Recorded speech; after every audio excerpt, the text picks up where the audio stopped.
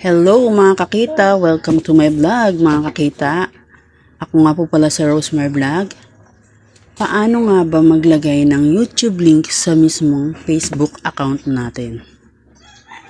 Well, bago po ang lahat, please like and comment and subscribe to my channel and pakiclick na rin po ng button bell para ma-notify po kayo sa susunod na gagawin kong video. Let's go! Proceed na po tayo!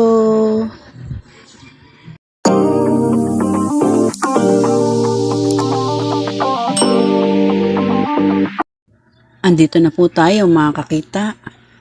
Paano nga ba maglagay ng YouTube link sa mismong Facebook account natin? Well, punta po tayo sa YouTube apps. Click po natin po yan. Then, click po natin ang ating profile icon sa taas. Dito po, i-click po natin ang your channel. Then, dito po, click po natin ang about. Then, dito naman po, click po natin ang ating mismong YouTube link. Yan, copy link po natin po yan. Then, pag okay na po, back po natin. Then, click po natin ang Facebook apps. Yan, click po natin ang 3 lines sa taas. Then, click po natin ang ating mismong profile icon. Yan, dito naman po, click po natin ang about sa baba. Then, scroll up po natin yan. Then, click po natin ang edit public details. Then, scroll up po natin. Then, i-click po natin ang edit sa link.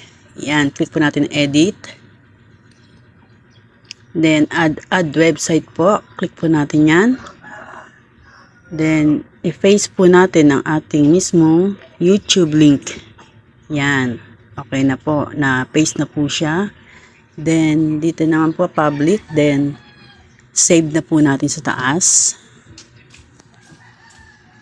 Yan, okay na po siya. Then, back na po natin. Punta po tayo sa mismong Facebook account natin. Profile yan. Then, click po natin yan. Yan, okay na po siya. Well, hanggang dito na lang po mga kakita. Please subscribe to my channel. Thank you for watching mga kakita.